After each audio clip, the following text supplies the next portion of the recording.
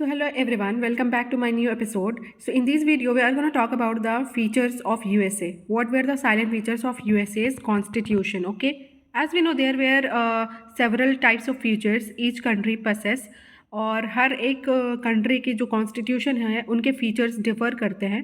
तो in this video we are gonna talk about के what feature actually the USA's constitution consist. तो इस video में बने रहिएगा. और ऐसा नहीं है कि अगर आपको वीडियो की एडिटिंग कुछ अच्छी नहीं लग रही है तो इसका मतलब ये नहीं है कि वीडियो पुअर क्वालिटी की है.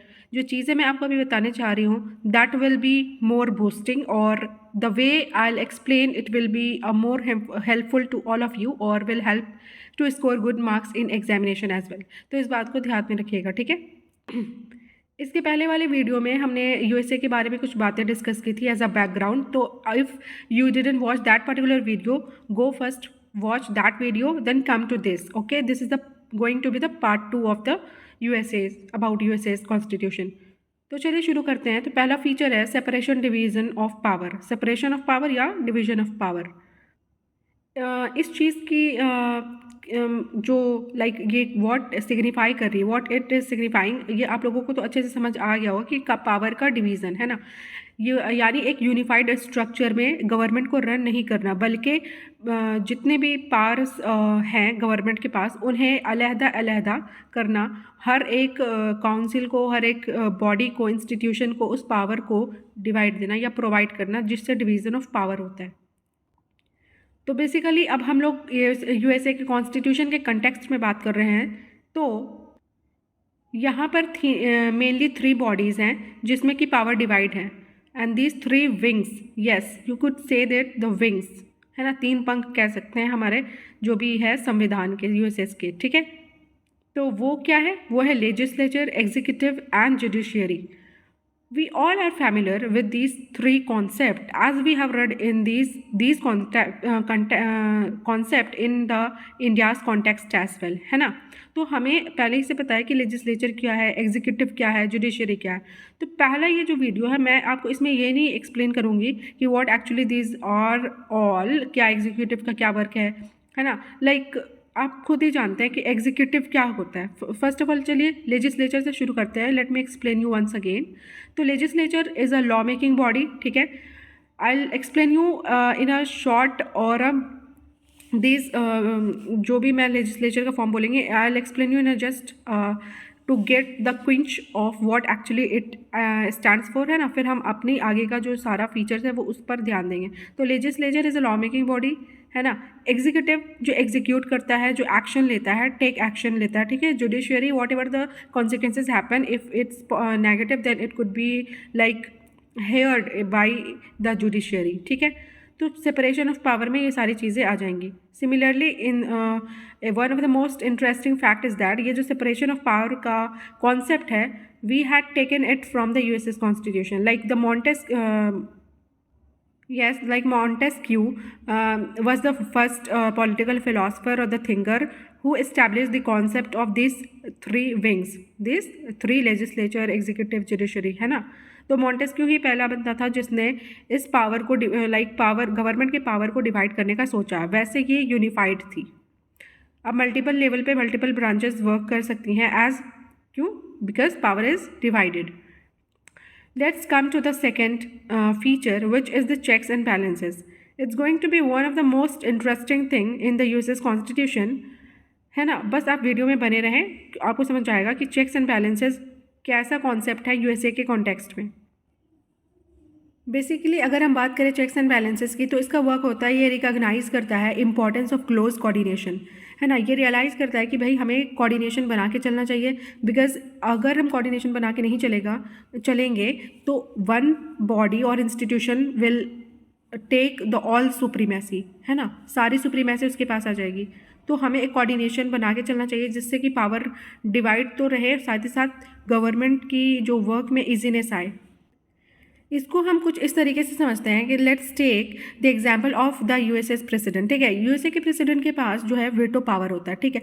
लेट्स सपोज कि लेजिस्लेचर ने कोई कानून पास किया, ठीक है, और उस कानून को ज़्यादातर लोग एग्री नहीं कर रहे हैं. दे डू नॉट वांट कि ये और कानून आए हमारे सोसाइटी में। बट क्या होता है कि प्रेसिडेंट के पास जैसे वीटो पावर है, वीटो पावर अगर आप लोगों को किसी को नहीं पता है तो अगर जिनको पता है तो वीडियो को पॉज करें और अपने वर्ड्स में एक लिख दें वीटो का मतलब एक छोटा सा एक्सप्लेनेशन, ठीक है। और जिन्हें नहीं पता उसे मैं बता रही हूँ, ठीक है। तो वीटो पावर एक ऐसी अथॉरिटी मिल जाती है कोई भी सुप्रीम बॉडी को, लेट्स टेक द प्रेसिडेंट, तो जिनसे वो बिना किसी को अकाउंटेबल हुए, बिना किसी को जवाब दे बने, वो खुद से अपना एक इंडिविजुअल डिसीजन ले सकते हैं। This is called veto power, ठीक है। तो मैंने कहा था कि लेजिस्लेचर ने लॉ पास किया, लोग एग्री नहीं कर रहे, बट प्रेसिडेंट के पास वीटो पावर है, तो वीटो पावर का यूज़ करके वो अप्लाई कर सकता है वो लॉ को। तो यूएसए के कॉन्स्टिट्यूशन मेकर ने सोचा कि ऐसे में तो प्रेसिडेंट अपना जो पावर है वो इलीगली यूज़ भी कर सकते हैं, like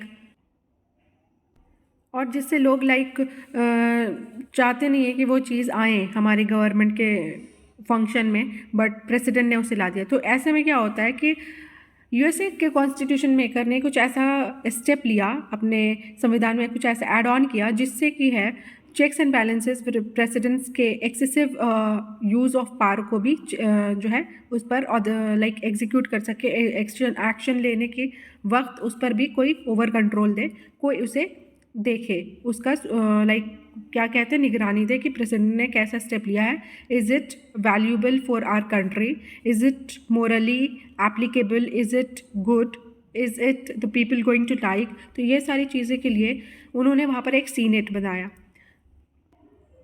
in the upcoming video we will all discuss more briefly what actually senate is, ठीक है ना। वो हम लोग बाई कैमरा लेजिस्लेचर में समझेंगे सीनेट का कॉन्सेप्ट।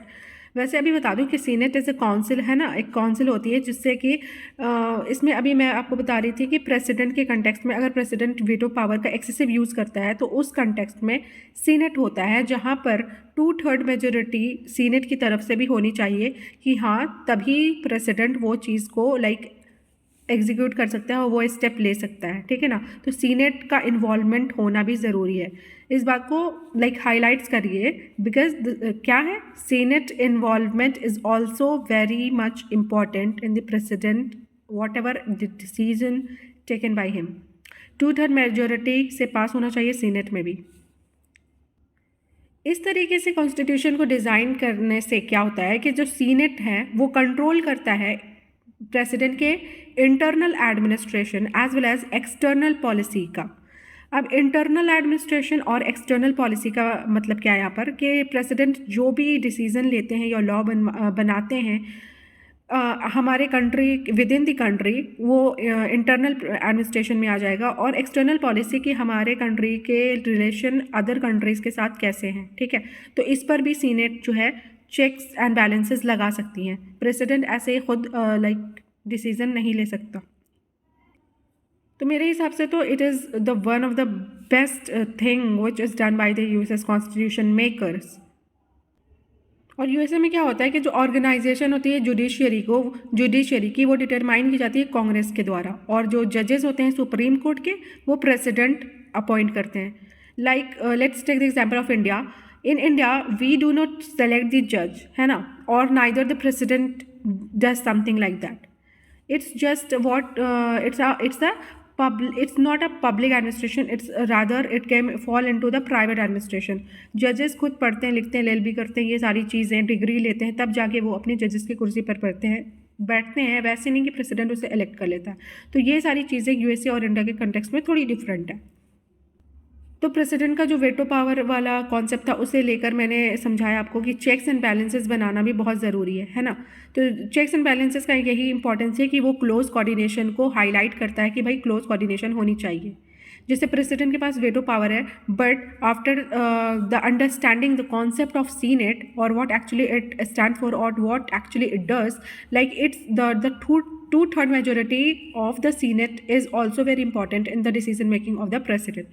तो होप आपको ये चीज़ें समझ आ रही होगी, और समझ आ रही है तो प्लीज़ कमेंट में कुछ लाइक अपना फीडबैक दें कि कहाँ पे लाइक समझ आ रहा है।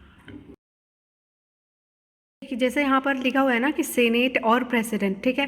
तो प्रेसिडेंट जो भी काम करता है उसमें एक क्या बोलते हैं एज ए स्पाई का वर्क कर सकता है। Like for understanding I am just telling this to you, like तो सेनेट यहाँ पे लिखा हुआ है कि I am a senate, I control internal administration and external policy of president, ठीक है। तो ये प्रेसिडेंट कैसा लोग कह रहे बाप रे, समथिंग लाइक दैट, ठीक है। देन व्हाट इज रिटन है, अपॉइंटमेंट बनाने का पावर सीनेट शेयर करती है प्रेसिडेंट के साथ, ठीक है।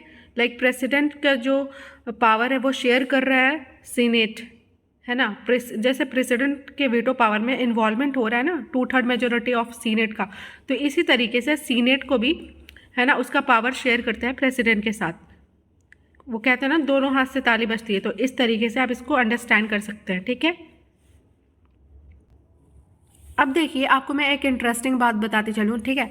इंडियन कॉन्स्टिट्यूशन जो हमारा है उसके जो ड्राफ्टिंग कमेटी मेंबर वो थे, या कॉन्स्टिट्यूशन कहाँ से ड्राफ्ट हुआ था, तो उसके लिए हमने एक हमने नहीं मतलब हमारे एंसेस्टर्स ने जिन्होंने ड्राफ्ट किया कॉन्स्टिट्यूशन और जिनका सॉरी कंट्रीब्यूशन है हमारे भारत के संविधान बनाने में, उन्होंने सबसे पहले क्या किया, एक बॉडी बनाई जिसका नाम था कॉन्स्टिट्यूएंट असेंबली, ठीक है। सबसे पहले वो हेल्ड हुई थी 26 नवंबर 1949 को, ठीक है। उसके बाद अडॉप्ट कर ली गई थी पूरी तरीके से 24 जनवरी 1930 को। तो इंडियन कॉन्स्टिट्यूशन की जो बैकग्राउंड है जहाँ से हमारा कॉन्स्टिट्यूशन बना वो कॉन्स्टिट्यूएंट असेंबली है। तो उसी तरीके से यूएसएस का कॉन्स्टिट्यूशन भी इस तरीके से बना है। फॉर योर अंडरस्टैंडिंग मैंने इंडिया का एग्जाम्पल दिया, ठीक है। तो यूएसए का फिलाडेल्फिया कन्वेंशन हुआ था। अब फिलाडेल्फिया कन्वेंशन में क्या है, it's a place of in USA जहाँ पर ही ये सारी जो मीटिंग्स हुई थी यूएसएस के कॉन्स्टिट्यूशंस को लेके, तो ये हेल्ड हुई थी 1787 में, और जब मगर 2 साल बाद अडॉप्ट की गई 1789 में, ठीक है। तो होप आपको क्लियर हो गया होगा। तो थर्ड फीचर हम डिस्कस करते हैं, रिजिडिटी। यूएसए का कॉन्स्टिट्यूशन जो है is one of the most rigid constitution in the world, है ना। हमारे भारतीय संविधान से भी ज़्यादा रिजिड है भाई। कैसे, अब हम मतलब कैसे कह सकते हैं, है ना। तो क्या प्रॉब्लम आती है ना, सबसे ज़्यादा प्रॉब्लम इसके अमेंडमेंट्स में आती है। लेट सपोज अगर हमारे संविधान में कुछ ऐसा कानून बन गया है या पहले से बना हुआ है, ठीक है, मगर वो हमारे आज के प्रेजेंट सोसाइटी में लोगों को किसी तरीके से बेनिफिट नहीं दे रही है, या लोगों को थोड़ा सा अनकंफर्टेबल हो रहा है उन सारी चीज़ों से, तो उस लॉ को पूरी तरीके से नल एंड वॉइड डिक्लेयर तो नहीं किया जा सकता, और ना ही उससे इरेज किया जा सकता डायरेक्टली कॉन्स्टिट्यूशन में। आखिरकार हमारे कॉन्स्टिट्यूएंट मेंबर ने बनाया उसे, है ना। तो उसमें हम लोग संशोधन लाते हैं, उसमें हम लोग अमेंडमेंट लाते हैं। तो उसमें क्या होता है कि लेजिस्लेचर लॉ पास करती है, उससे मेजोरिटी से वोट पास होना होता है, और मेजोरिटी जब पास हो जाती है तो उस कानून में अमेंडमेंट आ जाती है। मतलब भारतीय संविधान में इस तरीके का सिस्टम चलता है। मगर बात करें अगर यूएसए की कॉन्स्टिट्यूशन की, तो उसमें जो अमेंडमेंट होते हैं वो सालों साल तक चलते रहते हैं, यानी 1 साल 2 साल गुजर जाता है तब जाके एक संशोधन उनके कानून में आता है, ठीक है। तो सबसे पहले वहाँ पर 7 आर्टिकल्स थी, लाइक हमारे पास तो मोर देन 7 यानी ह्यूज कही है, 100+ आर्टिकल्स है, ठीक है ना। तो उनके पास 7 आर्टिकल्स है, और सबसे एट द एंड जब उनकी एक अमेंडमेंट हुई थी वो 26 अमेंडमेंट्स हुई थी, ठीक है। और रिजिडिटी की बात कर ले तो इसमें मैंने एक पॉइंटर्स लिखा है, जैसे सेपरेशन ऑफ पावर, यहाँ पे आप देख सकते हैं। और पिछले कुछ देर पहले मैंने आपको समझाया था सेपरेशन ऑफ पावर मतलब 3 विंग्स, वही वाली, एग्जीक्यूटिव, लेजिस्लेचर, जुडिशियरी, ठीक है। अब exercises judicial review. Judicial review is one of the most interesting feature in the USS constitution. और जैसे जुडिशियल रिव्यू का मैंने एक वीडियो भी बना रखा है, अगर आपने जुडिशियल रिव्यू को अच्छे से समझना है कि ये एक्चुअल ही है क्या, या आपको अभी तक समझ नहीं आई, तो वो वीडियो को जाकर देखिए, वो सच में आपको बहुत अच्छी लगेगी। अगर आप चाहें तो मैं आपको लिंक प्रोवाइड कर देती हूँ, नीचे आप उस लिंक पर क्लिक करें और जुडिशियल रिव्यू देख सकते हैं, ठीक है। तो जुडिशियल रिव्यू में इसमें यूएसए में है। तो अगर आपसे पूछा जाए कि why it is considered one of the rigid constitution in the world, तो आप तो सबसे पहले अमेंडमेंट की बात उठाए कि भाई यहाँ पे अमेंडमेंट होता है ना, तो सालों साल लग जाते हैं अमेंडमेंट में, फिर सेपरेशन पावर, फिर एक्सरसाइज जुडिशियल रिव्यू होती है यहाँ पर। अब फोर्थ फीचर की बात करें तो supremacy of the constitution. USA में जो कॉन्स्टिट्यूशन है, संविधान है, वो सुप्रीम है, वो सबसे ऊपर है। यहाँ नाइदर द स्टेट और neither the centre could intervene, है ना। अगर कोई भी चीज़ कॉन्स्टिट्यूशन में लिखी गई है और सेंटर या स्टेट को एतराज़ उस बात पर, तो ऐसा नहीं है कि वो उसके ओवर रूल करे, लाइक अगेंस्ट चले जाए या कुछ भी, उससे कुछ नहीं होगा, बल्कि उन्हें ही घाटा पड़ेगा, सेंटर और स्टेट को, ठीक है। तो कॉन्स्टिट्यूशन एक सुप्रीम लेवल, एक बहुत लाइक किंग है था ना, किंग क्वीन, तो जैसे कि सुप्रीम है ये, इसके आगे पीछे किसी को नहीं देखा जाता, सबसे पहले constitution. Sixth feature of the USS Constitution, it is going to be one of the interesting feature because आप लोगों में से कितने लोगों को फेडरल का मतलब नहीं क्लियर होगा, and I know among 80% of you will have no clarification of actually what federal state is। तो देखिए कोई भी मुश्किल की बात नहीं है, कोई मसला नहीं है, मैं आपको सिखा रही हूँ ना यहाँ पर बहुत अच्छे से, आपको हर एक डेफिनेशन, हर एक टर्म्स एंड कंडीशंस के क्या कॉन्सिक्वेंसेस, क्या इम्पैक्ट होते हैं, उसका टर्म का मतलब क्या होता है, हर एक चीज़ बेसिक लेवल से सिखाऊंगी, ठीक है। तो आप इस बात को ध्यान में रखें और बस वीडियो को देखते जाए, आपको हर एक चीज़ क्लियर हो जाएगी, ठीक है। और वीडियो की क्वालिटी पे मत जाए, I am just starting making videos from a month ago, so आप थोड़ा कोऑपरेट करें तो it would be beneficial for me, and thank you सुनने के लिए, ठीक है। तो अब फेडरल स्टेट की बात करें तो सबसे पहले आपको मैं फेडरल का क्लैरिफिकेशन दे दूँगी कि ये क्या होता है। तो फेडरल स्टेट क्या होता है ना, एक मान लीजिए फेडरल होता है, एक डेमोक्रेटिक होता है, ठीक है। तो डेमोक्रेटिक स्टेट में क्या होता है कि प्रजातंत्र में सेंटर की पावर, ज़्यादा पावर होती है सेंटर के पास, ठीक है। मगर फेडरल स्टेट में स्टेट्स के पास, राज्यों के पास ज़्यादा पावर होती है, मोर देन स्टेट। यस, आपने बिल्कुल सही कहा कि सही सुना कि more than power state in a federal state, in a federal country, state has more power than the center. For example, let's take the example of USA, because हम लोग USA का ही कॉन्स्टिट्यूशन पढ़ रहे हैं ना, तो उनका एग्जाम्पल लेंगे। देखिए फेडरल क्या है ना, यूएसए में ड्यूअल सिटीजनशिप है, तो उसमें क्या होता है, एक तो आप उस उनके देश के नागरिक हैं, साथ ही साथ उस स्टेट, उस लाइक जिसमें आप रह रहे हैं, for example let's take the example of Alaska या ऑस्टिन या टेक्सास, ये सारे यूएसए के स्टेट्स हैं। तो आपको जिस स्टेट में रह रहे, जिस स्थाई पर रह रहे, उसका भी आपको जो क्या करना पड़ेगा, सिटीजनशिप लेना पड़ेगा, और नेशन का सिटीजनशिप तो लेना ही पड़ेगा। तो फेडरल का स्टेट में ये सारी चीज़ें आती हैं, ठीक है। और फेडरल का मतलब वो होता है कि more state has more power than the centre, ठीक है। सबसे पहले क्या होता था कि यूएसए की जब वर्ल्ड वॉर हुई थी, वर्ल्ड वॉर के टाइम नहीं बल्कि यूएसए में जो कॉन्फ्लिक्ट हुई थी ना यूएसए को लेकर, जब यूएसए की कॉन्फ्लिक्ट दूसरे देशों से चल रही थी, तो सबसे पहले 13 स्टेट्स थे, 13 राज्य, धीरे धीरे वो बढ़कर 50 स्टेट्स हो गए, because geographically USA has a long and vast geographical area. So 13 state से अब 50 स्टेट्स हुए थे, ठीक है। अब 15 स्टेट में जैसे कि मैंने आपको समझाने के लिए ऑस्टिन एग्जाम्पल दिया, टेक्सास और अलास्का, ये सारी चीज़ें, वाशिंगटन डीसी, ये सारी है ना, तो ये 50 स्टेट्स हैं यूएसए में, ठीक है।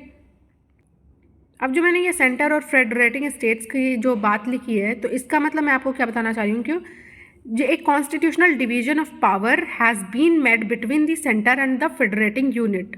आई रिपीट, जो कॉन्स्टिट्यूशनल डिवीजन ऑफ पावर है, जैसे कि मैंने बताया कि डिवीजन है पावर में, तो has been made between the centre में और फेडरेटिंग यूनिट में बनी हुई है, ठीक है। अब रेसिड्यू द पावर, अब यूएसए की कॉन्स्टिट्यूशन यहाँ पे ये बात करती है कि अगर कॉन्स्टिट्यूशन जो पावर दी गई है सेंटर को, अगर वो छोड़ भी दे, लीव भी कर दे, तो सारी जो पावर है वो एक्सरसाइज की जा सकती हैं फेडरेटिंग स्टेट्स के द्वारा, है ना। जो छोटे छोटे स्टेट्स लाइक 50 स्टेट्स है, उनके द्वारा जो है पावर को कंट्रोल किया जा सकता है। तो ये सारी चीज़ें फेडरल स्टेट्स में होती हैं। अब 7th साइलेंट फीचर्स है बिल ऑफ राइट्स। ये भी बहुत इंपॉर्टेंट फीचर है, बिकॉज कोई भी संविधान जब बनता है तो सबसे पहले वो क्यों बनता है, बिकॉज गवर्नमेंट को एक स्ट्रक्चराइज्ड फॉर्म में एक डेटा मिल सके, एक लाइक क्या बोलते हैं, हाँ, एक डेटा तैयार हो सके, ताकि उनको वर्क कैसे करना है, एक स्ट्रक्चर, एक फॉर्मेशन, एक फॉर्म मिलता है उन्हें गवर्नमेंट को एक्सरसाइज करने का। साथ ही साथ वो पीपल ऑफ द कंट्री के वेलफेयर में बहुत सारे डिसीजंस लेती हैं, जिसमें fundamental duties and fundamental rights को इंक्लूड किया जाता है। तो यहाँ पर पहले क्या होता था, यूएसए के कॉन्स्टिट्यूशन में ऐसा राइट्स जो लोगों के लिए वो नहीं बना था, और ऐसा उस कुछ किसी चीज़ के बारे में भी डिस्कशन नहीं हुई थी कि हाँ भाई लोगों के राइट्स भी के पर भी कुछ लॉज बनने चाहिए, है ना। तो उसी को लेकर बिल ऑफ राइट्स बनता है। तो इसको समझते हैं कि पहले ये होता क्या है। बिल ऑफ राइट्स का मतलब क्या होता है इन यूएसए कंटेक्स्ट, तो के first 10 amendments to the constitution in order to make welfare rights to the citizen. These amendments become noteworthy as these rights were incorporated in the Constitution, in their संविधान. कहने का मतलब ये नहीं है कि उनका पहले से ही ऐसा कोई सोच विचार था कि राइट्स बनाना है और तुरंत फ्रेम कर देना है कॉन्स्टिट्यूशन में. उन्होंने ऐसा पहले सोचा ही नहीं था. हाँ, ठीक है. तो सबसे पहले उन्होंने राइट्स बनाए, कुछ हुकूक दिए लोगों के कि हाँ भाई, लोग अगर इस देश में रह रहे हैं तो इस देश से उनको क्या फ़ायदा होना चाहिए, क्या फ्रीडम उन्हें मिलनी चाहिए, क्या लिबर्टीज़ उन्हें मिलनी चाहिए, किस चीज़ को वो परफॉर्म कर सकते हैं, कैसे, किस चीज़ पर रिस्ट्रिक्शन, ये सारी चीज़ों पर डिस्कशन हुआ. और एट लास्ट जब ये सारी राइट्स बनी, इन सारे पर डिस्कशन हुआ, तो एट लास्ट एक इतना अच्छा बिल ऑफ राइट्स निकल के आया, लोगों के राइट्स निकल कर आए, जिसको संविधान ने अपना लिया. नोटवर्दी, इतनी ज़्यादा अच्छा था वो. ठीक है. और वो फ्रेम हो गया कॉन्स्टिट्यूशन में. तब से आप देखिएगा यूएसए का कॉन्स्टिट्यूशन में बिल ऑफ राइट्स भी एक उनका फीचर है जो कि वहाँ पर मेंशन किया गया है. Judicial review is going to be the 8th salient feature of the USS Constitution. ठीक है. अब इस पर डिस्कशन करते हैं. तो जैसे कि मैंने आपको एक पहले वीडियो में भी जैसे मैंने बताया कि जुडिशियल रिव्यू पर मैंने एक वीडियो बना रखा है. चाहे वो किसी भी देश की बात हो, किसी भी कंटेक्स्ट में, जब जुडिशियल रिव्यू आता है तो उसका मीनिंग एक ही होता है. ठीक है. अब यूएसएस के पास में बात करें कि वो किन के पास होता है, इससे पहले मैं आपको फिर से वंस अगेन रिवाइज करवा दूँ कि जुडिशियल रिव्यू क्या होता है. ठीक है. तो judicial review is such a great power which was like, क्या कहते हैं, हाँ, so judicial review is such a power provided by the constitution of a particular country to the some institution who have the power to take decisions without any approval. ठीक है.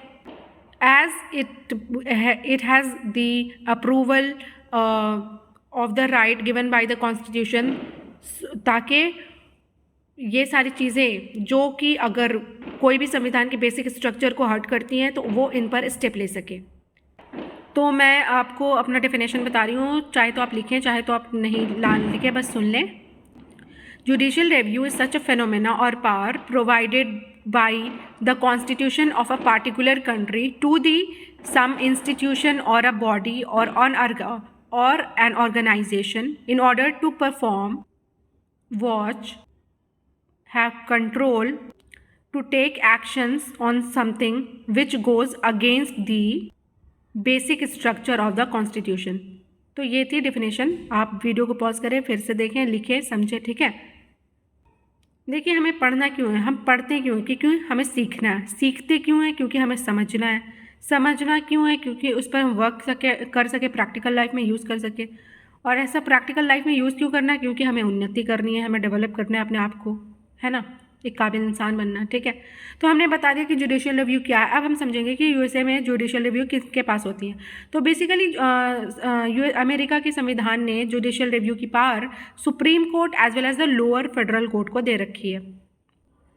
अब इसमें क्या होगा कि कोई भी कानून बनता है और वो goes to the against the basic structure of the constitution, then directly supreme court या लोअर फेडरल कोर्ट्स को अगर ऐसी कोई बात पता चलती है या हाईलाइट होती है तो वो तुरंत इस पर एक्शन ले सकते हैं.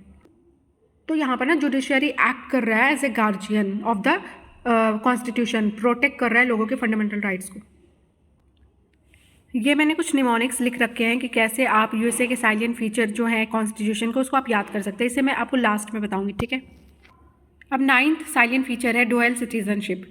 It's just one of the interesting and amazing, कह सकते हैं, यूएसए के कॉन्स्टिट्यूशन में इस चीज़ को लिखा गया है कि जैसे मैंने आपको पहले ही बताया कि सिटीजनशिप देश की होगी, कंट्री की citizenship as well as state की सिटीजनशिप भी होगी.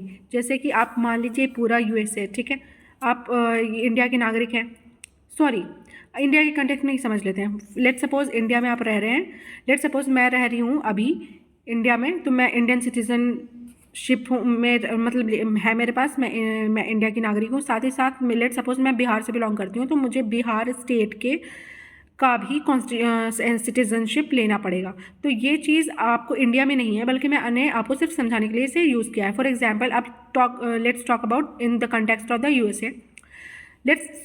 Let's say that I am a citizen of USA and I am living in Austin. ठीक है. तो ऑस्टिन का भी सिटीजनशिप मुझे लेना पड़ेगा और कंट्री का भी लेना पड़ेगा. तो ये हमारी 9 फीचर थी डुअल सिटीजनशिप। अब 10th feature presidential form of government.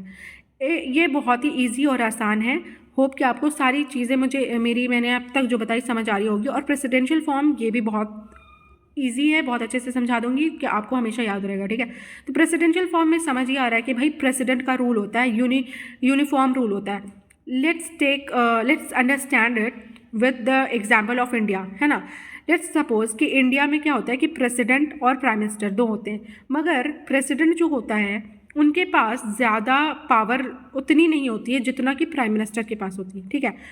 आप इस तरीके से समझ सकते हैं कि हेड ऑफ द स्टेट यानी head of the country is called president, मतलब प्रेसिडेंट होता है हेड ऑफ द स्टेट। अगर बात करें हेड ऑफ द गवर्नमेंट की, तो इंडिया के कंटेक्स्ट में वो प्राइम मिनिस्टर होता है, ना कि प्रेसिडेंट, ठीक है। तो इस कंटेक्स्ट में क्या होता है कि जितनी भी सेंट्रल पावर है, सेंट्रल अथॉरिटीज़ है, जितने भी डिसीजंस लेने हैं इंटरनल एडमिनिस्ट्रेशन में या एक्सटर्नल पॉलिसीज़ में विद द डिफरेंट कंट्रीज, सारे पावर्स छुपे होते हैं सिर्फ और सिर्फ इनके हाथ में, प्राइम मिनिस्टर के पास। इसलिए prime minister is the king in the democratic country, more specifically if I talk then it India. तो वैसा मगर प्रेसिडेंट यूएसए में नहीं होता है, बल्कि उसका अपोजिट होता है। प्राइम मिनिस्टर के पास कुछ भी पावर नहीं होती है, और यूएसए में सबसे ज़्यादा पावर प्रेसिडेंशियल फॉर्म होती है। कह लीजिए यूनिफॉर्म होता है वहाँ पे, यूनिफॉर्म तरीके से जो है प्रेसिडेंट रूल करती है। प्रेसिडेंट को ऐसा है कि कांग्रेस जो है वहाँ की यूएसए को, उसको ओवर रूल या प्रेसिडेंट को हटा नहीं सकती है, ठीक है ना। कोई भी अमेंडमेंट या कुछ मैक्सिमम वोट लाकर भी प्रेसिडेंट को हटा नहीं सकती। उनका जितना भी टेन्योर होता है वो उतने टेन्योर तक रहते हैं, देन रूल करते हैं, देन फिर दूसरी इलेक्शंस होती हैं, ठीक है। तो आप मुझे कमेंट करके बताइएगा गवर्नमेंट प्रेसिडेंट का जो टेन्योर होता है यूएसए में कितना होता है। मैं अभी आपको बताऊंगी, but stop the video and just right in the comment what's the tenure of the president in USA. तो होप आपने पता लगा लिया होगा कि 4 ईयर का टेन्योर होता है, ठीक है। 11th बाई कैमरल लेजिस्लेचर, ये आपका फीचर है। It's going to be the end. चलिए, अब आपने इतना देर तक वीडियो में देखा है, बने रहे हैं, अब ये लास्ट है, इस अच्छे समझ कर जाइए, ठीक है। और एग्जाम में अच्छा एक नंबर लाइए और कमेंट करके मुझे बताइएगा कि हाँ मुझे सारे कॉन्सेप्ट क्लियर हो रहे हैं। तो देखिए, बाई कैमरल लेजिस्लेचर का कुछ मतलब उतना ये कोई रॉकेट साइंस नहीं है। लेजिस्लेचर क्या होता है? Law making body. By cameral मतलब ठीक है दो, ठीक है, एक यूनिकैमरल और बाई कैमरल होता है। तो अभी हम यूनिकैमरल की बात नहीं कर रहे हैं, एक चीज़ की बात नहीं, बल्कि दो ठीक है। तो इसमें bicameral legislature. For example, let's take the example of India, because हम जिस चीज़ को भी पढ़ते हैं, अगर हम अपने देश के साथ रिलेट करके पढ़ें तो हमें अंडरस्टैंडिंग करने में ज़्यादा आसानी होती है। तो हमें लोकसभा राज्यसभा होती है हमारे भारत में, और बाई कैमरल लेजिस्लेचर उसी हिसाब से यूएसए में क्या होती है? हाउस ऑफ रिप्रेजेंटेटिव और सीनेट। जैसे कि यूके के कॉन्स्टिट्यूशन में भी हमने पढ़ा कि हाउस ऑफ लॉर्ड और हाउस ऑफ कॉमन्स होता है ना, उसी तरीके से यहाँ भी दो तरीके के हाउसेज होते हैं, रिप्रेजेंटेटिव ऑफ सीनेट। मगर इसमें क्या होता है कि जो सीनेट है उसका सबसे पहले हम लोग टेन्योर देखते हैं, वो 6 ईयर का होता है। हाउस ऑफ रिप्रेजेंटेटिव का 2 ईयर्स का होता है, ठीक है। सीनेट मोर फॉर्मल और प्रोफेशनल तरीके से वर्क करती है, जिसमें कि मेनली 100 मेंबर्स होते हैं, ज़्यादा कोहेसिवनेस, ज़्यादा लाइक इतनी भीड़ भाड़ नहीं होती है, बिल्कुल प्रोफेशनल तरीके से डिसीजंस मेकिंग होते हैं। और हाउस ऑफ रिप्रेजेंटेटिव में like Lok Sabha, let's take example understand करने के लिए, 435 मेंबर्स होते हैं यहाँ। और सीनेट सिर्फ यूएसए में ही नहीं बल्कि कि मोर पावरफुल है दैन हाउस ऑफ रिप्रेजेंटेटिव, ये तो है ही, और most powerful upper chamber in the world. तो हमने डिस्कस कर लिया भाई सारा साइलेंट फीचर ऑफ यूएसए। तो आपको वीडियो कैसा लगा कमेंट करके बताएं, और शेयर करें अपने दोस्तों के साथ, और अपना भला कर रहे हैं। इतने अच्छे वीडियोस देखकर समझ आ रही है, सारे कॉन्सेप्ट क्लियर हो रहे हैं, बिल्कुल क्रिस्टल क्लियर हो रहे हैं, और हैंड रिटन नोट्स आपको मिल रहे हैं। चाहे तो आप सारे के स्क्रीनशॉट्स ले लें, वीडियो कहीं सेव कर लें, और आपको इसमें बहुत मज़ा आने वाला है। अगले आने वाले सारे जो टॉपिक्स है वो बहुत ही इंटरेस्टिंग है, और पॉलिटी तो वैसे भी इंटरेस्टिंग होती है। Thank you for watching and share this video with your friends. Thank you.